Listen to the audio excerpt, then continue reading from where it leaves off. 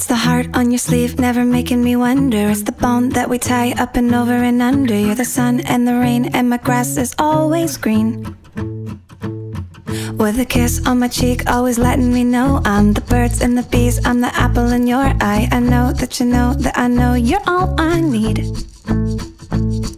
And just when I thought it couldn't get any better, there you go and do it all again.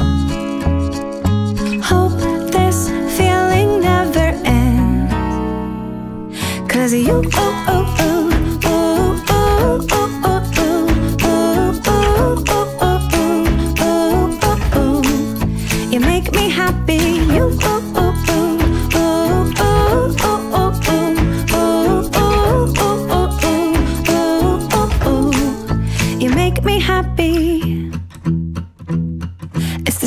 Of your voice at the end of the phone line, a tickle in my toes just to know that you're all mine, like an ice cream sundae with a cherry on the top.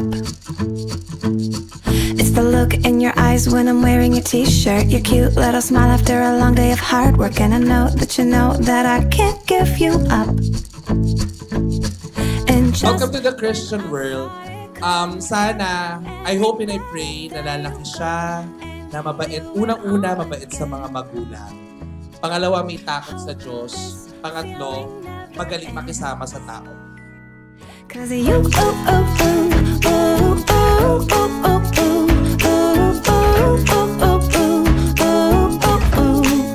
You make me happy.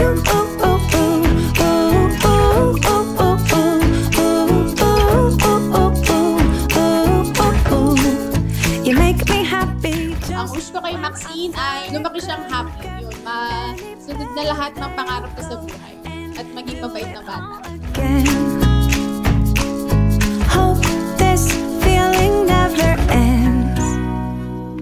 Ang aking prayer sa aking inaanak would be that you live in the house of the Lord all the days of your life. And message na rin kay Baby Maxine. Siyempre, first of all, yung ang message namin, we will not stop to be a good parents for Maxine and Natalia. Ituturo namin sa kanya talaga yung pagiging malapit kay Lord, kasi if the Lord is there, everything will fall into places, and yung pagiging maputing magulang, lahat, hanggat kayang-kaya naming dalawa ni Rain, we will give it to both of them.